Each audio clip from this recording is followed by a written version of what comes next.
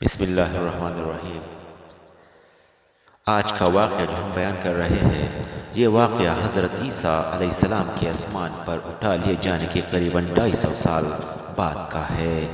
مسیحیت کو اس وقت خدا کے سچے دین کی حیثیت حاصل تھی اور کرۂ ارض پر اس کی ماننے والوں کی تعداد میں روز بروز اضافہ ہو رہا تھا، لیکن جیسا کہ ہر سچے دین کی خصوصیت ہے، اس کے ماننے والوں میں پہل نچلے اور غریب طبقے کے لوگ شامل ہوتے ہیں۔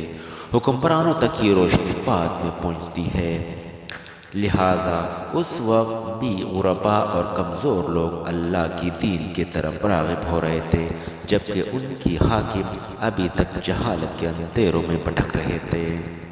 یہ حاکم نہ صرف یہ کہ اللہ کے دین کو ماننے سے انکاری تھے، بلکہ وہ اپنی رعایا کو بھی اس طرف راغب ہونے سے روکتے تھے۔ جو لوگ اللہ کے دین پر داخل ہو جاتے، وہ اپنے حکمرانوں کے ظلم و ستم کا نشانہ بنتے۔ ایسا ہی ایک حکمران رومی بادشاہ دقیانوس تھا، جو چاہتا تھا کہ لوگ اللہ کے دین سے ہٹ کر دوبارہ بت پرستی شروع کر دے۔ جو لوگ اس کا حکم نہ مانتے تھے، اذیت ناک موت ان کا مقدر ٹھہرتی تھی۔ دقیانوس کی سلطنت میں افسوس نام کا ایک شہر تھا، جو اس دور میں اللہ کے دین کا ایک بڑا مرکز بنتا جا رہا تھا۔ جب دقیانوس کو اطلاع ملی کہ یہاں کے لوگ بت پرستی چھوڑ کر اللہ کے دین کا رخ کر رہے ہیں، تو ایک روز وہ خود اس شہر میں آ پہنچا اور یہاں کے لوگوں کو حکم دیا کہ وہ اللہ کی تعلیمات ترک کر دے اور اپنی پرانے مذہب پر لوٹ آئے۔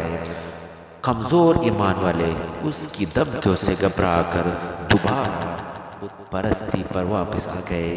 جن لوگوں نے ایسا کرنے سے انکار کیا، انہیں گرفتار کر لیا گیا اور بعد ازاں اذیتیں دے کر ہلاک کر دیا گیا۔ ان گرفتار ہونے والوں میں چند نوجوان بھی تھے جن کا تعلق اعلیٰ خاندانوں سے تھا۔ دقیانوس نے پوری طور پر انہیں ہلاک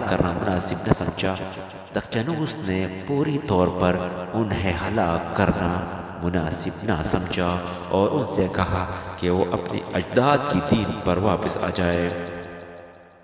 نوجوانوں نے ایسا کرنے سے انکار کر دیا۔ دقیانوس نے انہیں سوچنے کے لیے ایک دن مہلت دی اور کہا کہ اگر اس مہلت کے بعد بھی وہ اپنے انکار پر اڑے رہے تو ان کو حسب نسب کی پرواہ کیے بغیر انہیں دردناک انجام سے دوچار کیا جائے گا۔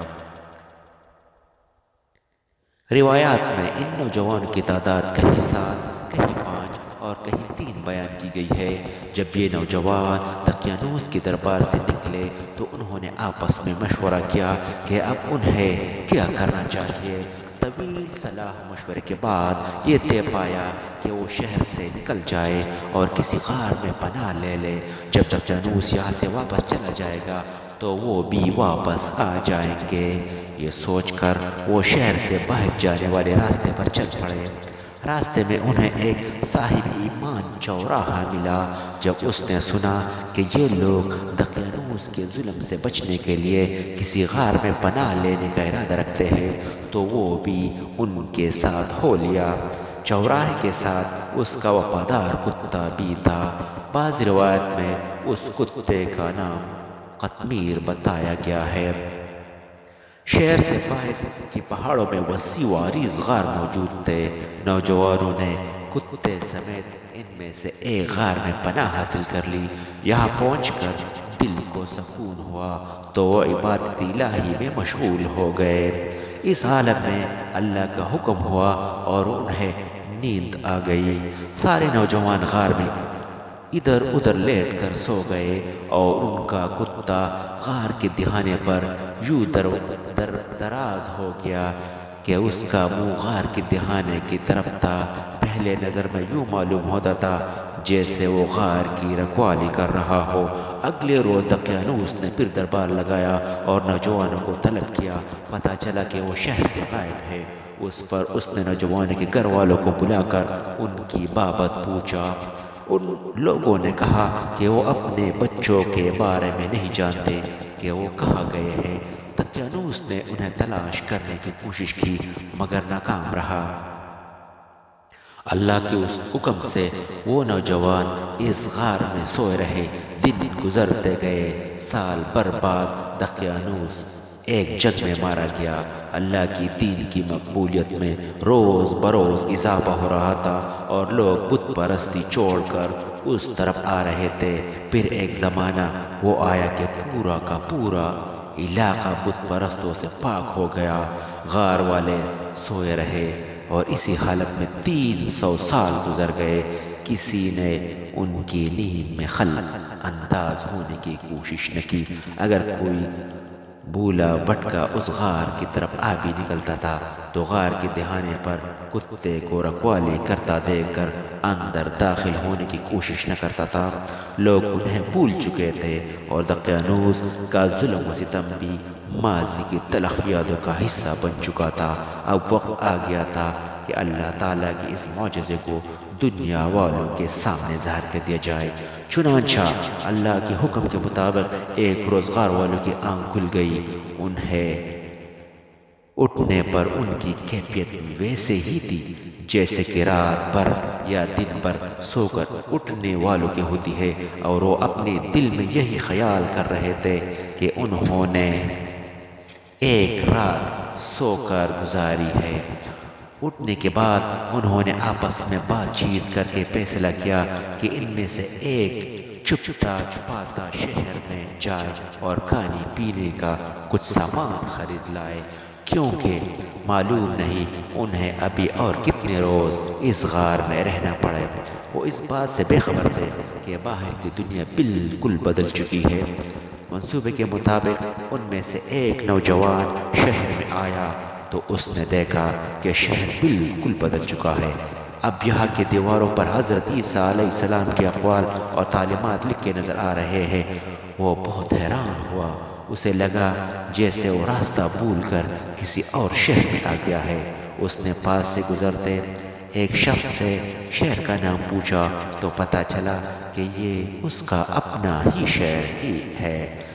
اس حیرت عالم میں وہ کھانا خریدنے ایک سرائی پر پہنچا۔ جہاں جب اس نے سرائی کی مالک کو کھانے کی قیمت کے لیے سکے دیے تو وہ حیران رہ گیا۔ اس نے کہا یہ سکے تو بہت پرانے ہیں، آپ کے پاس کہاں سے آئے؟ اور پھر آہستہ آہستہ ساری بات کھل گئی۔ نوجوان کو شہر کے حاکم کے پاس لے جایا گیا اور وہاں پہنچ کر اس نے اپنے ساتھیوں کی ساری داستان بیان کی۔ حاکم یہ سن کر حیران رہ گیا کہ وہ اللہ کے حکم کے تحت 300 سال سے اس غار میں اسی حالت میں موجود ہے، اور ان کی ظاہری وضع عطا اور عمر میں ذرا برابر فرق رونما نہیں ہوا۔ اللہ کے اس معجزے کو دیکھ کر ان لوگوں کے ایمان اور بھی پختہ ہو گئے۔ حاکم اپنے ساتھیوں کو لے کر ایک جلوس کی شکل میں غار تک گیا اور باقی نوجوانوں کو بھی ساتھ لے آیا۔ شہر والوں نے ان کی بڑی آؤ بھگت کی اور ان سے درخواست کی کہ وہ اب یہی رہے، لیکن نوجوانوں نے انکار کر دیا اور کہا کہ وہ اسی غار میں رہیں گے جہاں انہوں نے 300 سال گزارے ہیں۔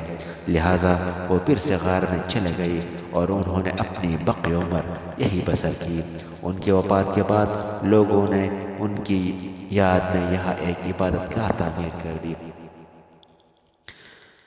کسی شخص کا 300 سال سوئے رہنا اور بعد ازاں اس حالت میں جاگنا کہ اس کی جسمانی اور ذہنی کیفیت میں ذرا برابر تبدیلی نہ آئی ہو، بظاہر ناممکن بات لگتی ہے، لیکن ہم سب کو یاد رکھنا چاہیے کہ جب بات اللہ کی معجزوں کی ہو تو ہر ناممکن ممکن ہو سکتا ہے۔